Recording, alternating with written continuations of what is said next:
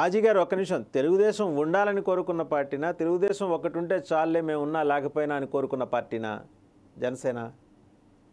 జనసేన ఒక విధానపరమైనటువంటి నాయకత్వంతో ప్రజలలో ఒక లక్ష్యాన్ని, ప్రజాస్వామ్యాన్ని కాపాడాలనేటువంటి పద్ధతితో ప్రజలకు సేవ చేయాలనే ఆలోచనతో వచ్చినటువంటి ఒక సమున్నతమైనటువంటి ఆలోచన కలిగినటువంటి నాయకుడు పవన్ కళ్యాణ్ అండి. మా భాషలో మేము ఎందుకు అంటామంటే, ఏ రాజకీయ అధికారాన్ని అనుభవించము నానాడు 2014లో కూడా ఎటువంటి సీట్లు ఆశించకుండా మద్దతు ఇచ్చినటువంటి పవన్ కళ్యాణ్ గారి మీద, అదేవిధంగా 2019లో నేను ఇండివిజువల్ గా ప్రజల దగ్గరికి వెళ్తాను వెళ్ళినటువంటి ప్రయత్నం చేసినటువంటి పవన్ కళ్యాణ్ గారి మీద, ఆయన సంపాదించుకున్నటువంటి డబ్బులు రైతులు చనిపోయిన రైతు కుటుంబాలకి ఇవ్వనివ్వండి, లేకపోతే సుగాలి కుటుంబానికి ఇవ్వండి, లేకపోతే బోర్డర్లో ఉన్నటువంటి సైనికులకి ఇవ్వనండి, లేకపోతే తుఫాను బాధితులకి ఇవ్వనండి, లేకపోతే కిడ్నీ బాధితులకి ఇవ్వనండి, తన నటించి సంపాదించినటువంటి సొమ్మునే తీసుకొచ్చినటువంటి పంచినటువంటి పరిస్థితే తప్ప ఏ రాజకీయ కుంభకోణాలు, ఏ స్కాములు స్కీములు చేసినటువంటి వాతావరణం కాదు, ఎవరి దగ్గర నుంచి లాక్కొచ్చి తీసుకొచ్చినటువంటిది కాదు.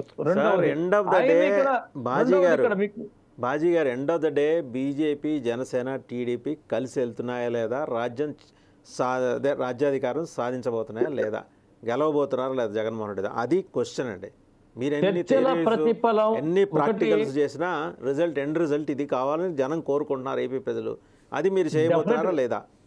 డెఫినెట్ గా మీరు, మేము ఉన్నటువంటి మన వాళ్ళిద్దరూ అందరం కలిసి కోరుకోగలిగేది ఏంటంటే ఈ రాష్ట్రం బాగుండాలండి. ఈ రాష్ట్రం బాగుండాలనేటువంటి క్రమంలో అక్కడ జరిగినటువంటి చర్చలు ఫలప్రదమైతే అడుగులు మొత్తం కలిసి పడతాయి. ఆ ఫలప్రదం అవ్వాలని చెప్పనే మనసాక్షిగా ఇక్కడ ఆంధ్రప్రదేశ్ రాష్ట్రం బాగు కోరుకునే వ్యక్తిగా అందరం కోరుకోవాల్సినటువంటి విషయం అండి. ఖచ్చితంగా ఢిల్లీలో జరిగేటువంటి చర్చా సంప్రదింపులు ఏవైతే ఉన్నాయో, ఎన్డీఏ విస్తరణ కోసం అమిత్ షా గారు చెప్పినట్టు దిశానిర్దేశం ప్రకారం అక్కడ ఉన్నటువంటి విస్తరణలో పరిస్థితి అవసరమైనటువంటి చర్చలు ఫలప్రదం అవుతాయనేటువంటి ఆశావహంగా అందరూ ఉన్నారనేటువంటి భావిస్తా ఉన్నామండి.